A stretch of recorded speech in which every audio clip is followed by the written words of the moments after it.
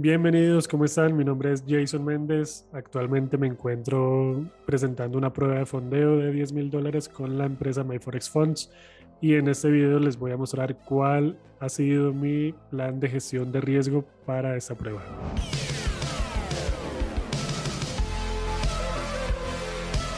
Comencemos diciendo que esta es mi segunda vez presentando una prueba de fondeo. Ya había tenido la oportunidad de presentar una en el mes de febrero de este año 2022, en la cual sinceramente no duré ni 15 días. ¿Y a qué se debió esto? A tener una pésima gestión de riesgo, no tener un plan de trading concreto, específico y malos hábitos que había acumulado durante años en ese camino del trading y que no me habían dado la oportunidad de por lo menos tener una semana, un mes en positivo en ninguna operativa.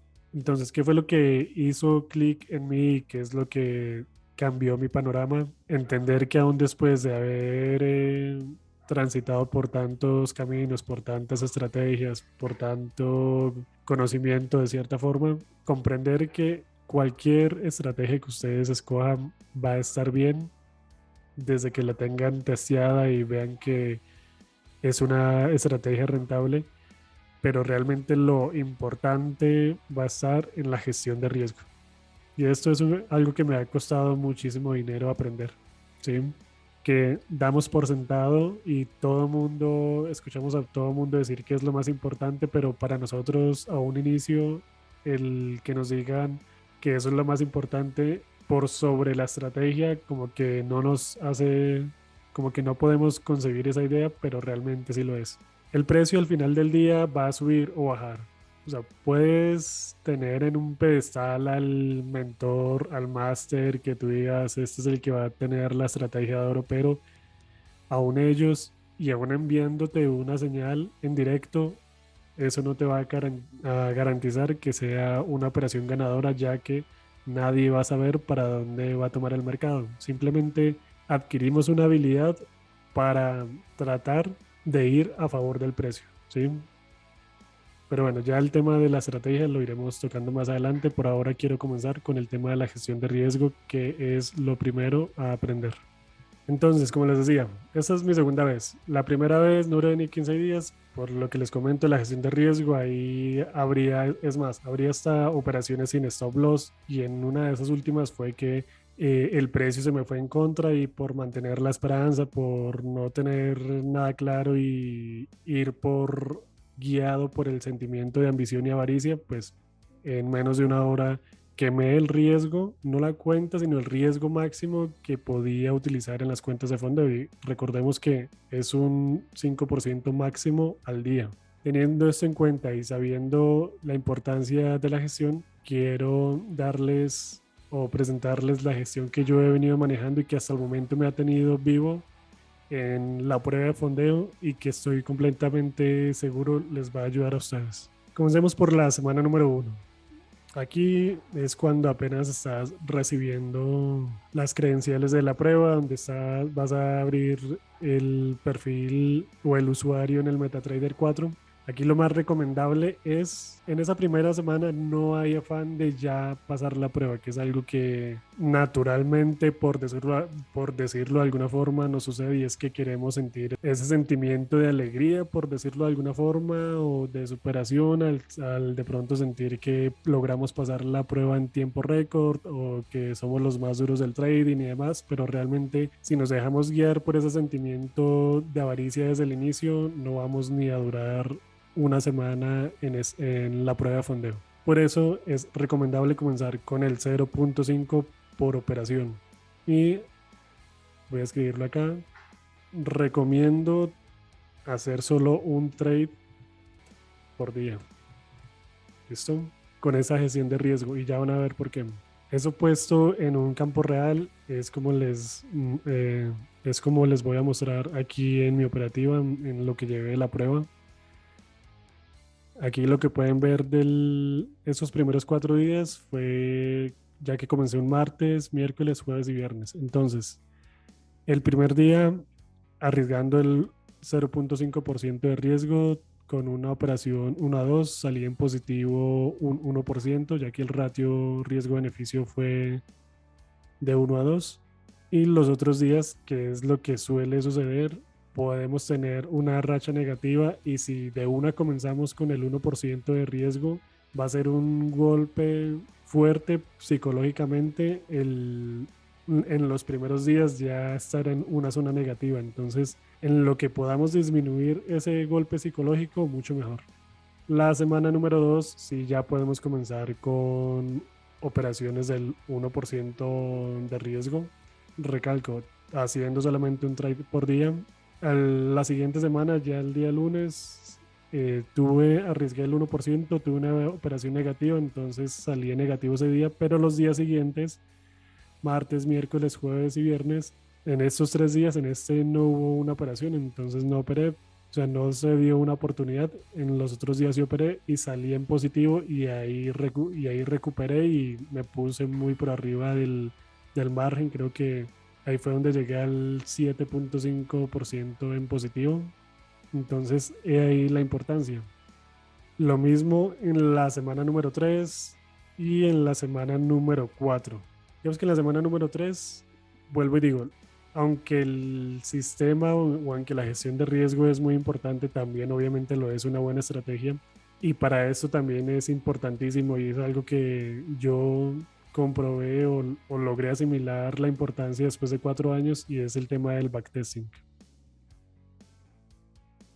Si uno tiene una estrategia, digamos, en este caso, esta pestaña es la que tengo de backtesting. Si tengo una estrategia con la que ya me casé, ¿cierto? Que es la que me convence, la que me gusta, lo importante es hacerle backtesting lo más que se pueda, ¿sí? Entonces, digamos, gracias al backtesting, yo ya sé que, bueno, voy a tener cuáles son los mejores panoramas en mi caso para operar, el par que más me gusta, la sesión que voy a operar, etc. Entonces, todo esto o esta confianza de la estrategia solamente nos la brinda el backtesting. Entonces, es casi imposible o muy poco probable que nosotros en el transcurrir o sea, con esa gestión de riesgo, llegar a la semana número 4 y que ya hayamos quemado el riesgo que nos permite la empresa, que en este caso el riesgo general, el máximo es del 12%.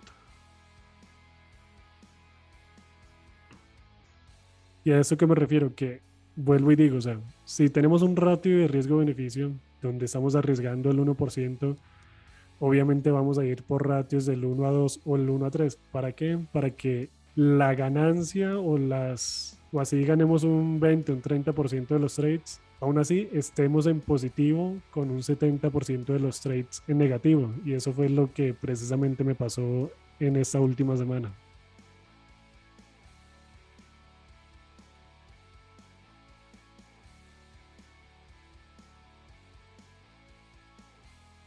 En la semana número 1, pues ya les mostré, estaba con el 0.5% de riesgo, un riesgo bajo. Al final terminé con un 0.5 en negativo. La semana número 2 saqué un 9% en positivo, que un 9 menos un 1.5% que había tenido en negativo anteriormente, quedé con un 7.5% en positivo.